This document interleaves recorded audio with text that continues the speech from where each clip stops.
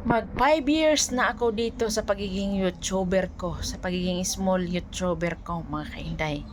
Pero sa 5 years na yun, 5 years na ako sa September naman yata yun. September ngayong September 2024.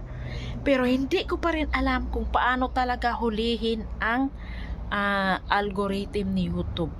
Oo. Mahirap panulihin. Pero mga kainday, eto pa rin ako. Hindi ako sumusuko. Lumalaban pa rin ako hanggang sa mahuli ko yung algorithm ni YouTube, mga kainday. Oo. Hindi ko talaga sayangin yung almost 5 years na pagiging YouTuber ko, mga kainday. Small YouTuber. Oo. Kasi nangarap talaga ako na magiging isang vlogger, no? So, kailangan lakasan talaga natin itong loob natin. Hindi ko nga namalayan, oh. Magpa 5 years na ako. Nagulat na lang ako. Kaya sa mga katulad ko dyan na nangangarap maging isang vlogger, tuloy-tuloy lang tayo. Mahuhuli din natin ang algorithm ni YouTube.